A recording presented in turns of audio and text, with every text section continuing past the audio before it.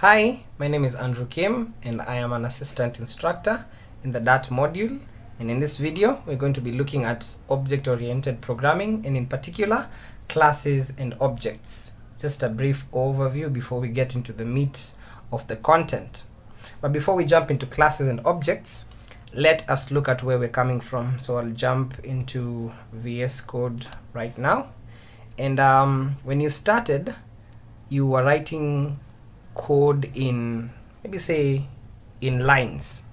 Maybe you wanted to print something to the console. We just call the print method, and then you write your message, and then running that would display the message on the console. So you started from one line, and then when you moved on to functions, you learned to package your code so that it's reusable. So instead of writing this 3 times to print hello world 3 times, so let's run this.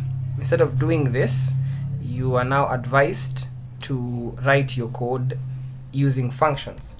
So maybe we create a function called say hello world, which is going to do exactly the same thing. It's going to print hello world to the console, exactly the same thing, and now you only need to call the function. So when you run this would of course print hello world. If you need to run this 3 times, you just have to call the function 3 times or use one of the control flow techniques. So that would display this. So we're coming from writing one-liners or just 1 lines of code to writing now functions. Now the next level, after writing 1 line and then function, we would now move on to classes, now what we're calling object-oriented programming. And essentially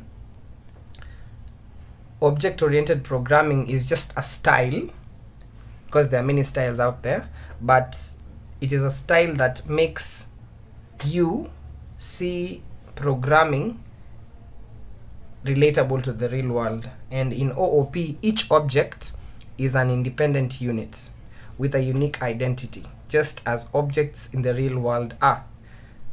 Let's take an example.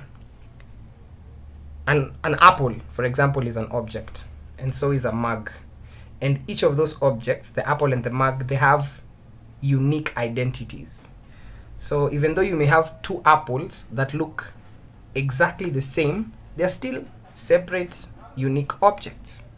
So ideally, this model or this paradigm of programming makes you think, makes you look at everything in the world and see it as an object.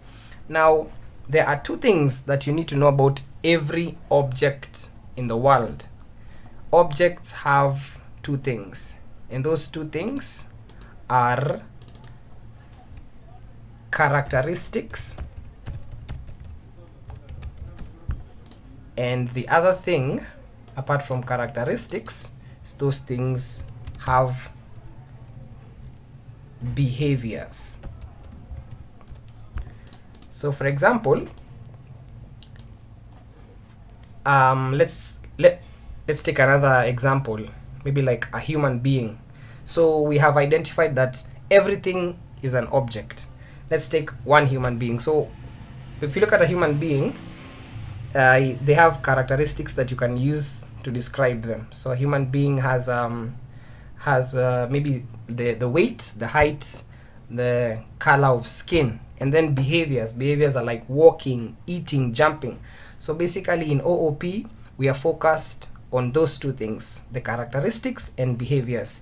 And now in technical terms, the characteristics in object-oriented programming usually translate to what we call attributes, or if not attributes, we will call them properties. So ideally, so what you would call a characteristic of an object, OOP will call it a property or an attribute. So, and then now for the behaviors, what you would, a behavior like walking for a human being, the programming technique would call it a method. So far we have established that objects have characteristics and they have behaviors. In technical terms, the characteristics are called properties and the behaviors are called methods. So in summary, in object-oriented programming, each object has two ideas: attributes and behaviors. And the attributes usually describe how the object looks like, and the behavior describe what the object is able to do. Now we can move on swiftly to classes. So from writing one line, 2 lines of code, we now have classes. Now a class is basically a blueprint that describes what an object will be. So for example, we can have one blueprint for all humans. We know that humans have a particular weight, a particular height, and humans move. We can say that. So those are the characteristics and the attributes. So we can have that blueprint. But then again, we now have the idea of humans and the humans themselves. So basically a class is a blueprint. It describes an object. But that blueprint can be used to describe many objects.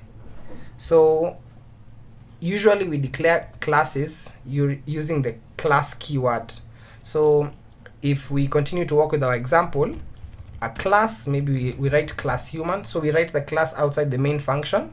So class human, and then we are now going to write a couple properties. So properties ideally are just variables. So one property of a human, we know that they have a name, and they will also have an age. So those are 2 properties of a human being. Maybe another property would be something like weight. Weight is usually double. I hope you're walking through the data types. So weight, just like that. So we have 3 properties of this particular human. And then now we've said properties are the variables. Now what about the methods?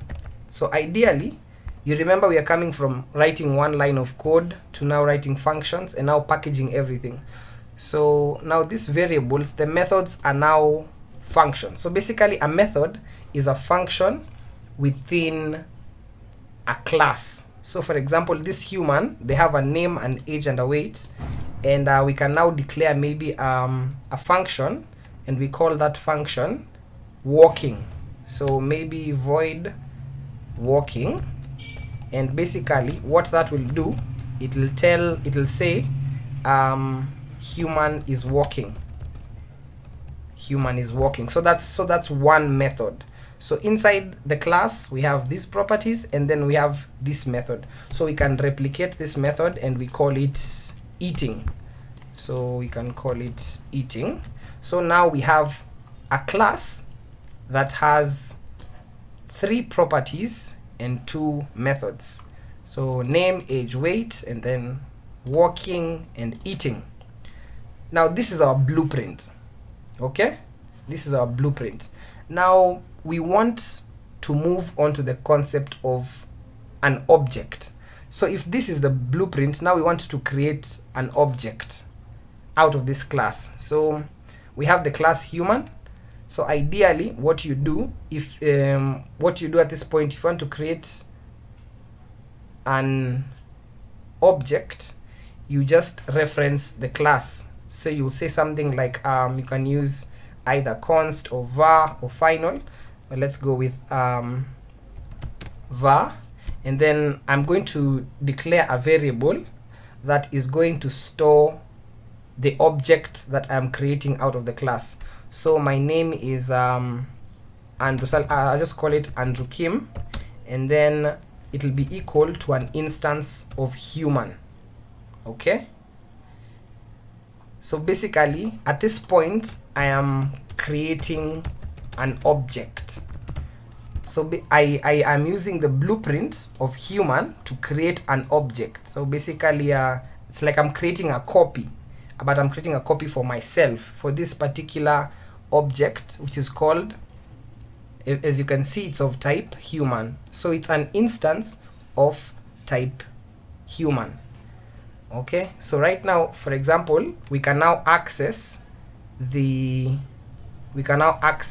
method. For example, maybe like if you want to see Andrew walking, you can say Andrew Kim, and then if you put the dot sign, you'll see you have access to both the properties and the methods. So you have eating, walking, age, name, and weight.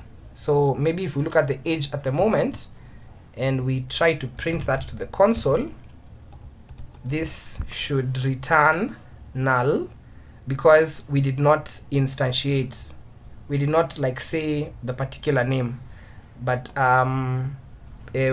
which is still in order. I think so far you have with the journey that you have taken since the start of the module, you must have understood that Dart is a null safe language, and it allows, using this question mark, you can allow for null for the null value. But anyway, that's besides the point. So the idea here is that once you create an instance, creating an object or an instance, it's called an instance of the object. Once you do that, you get access to the methods and the properties, so such that when you do a dot sign, you will see all these methods. And so that's pretty much what there is to classes and objects. But the idea is a class is a blueprint. It has properties and methods. An object creates a copy of the class and uses it the way it wishes. So that is what you should take home, and I'll see you in the next video where we talk about other object-oriented programming concepts.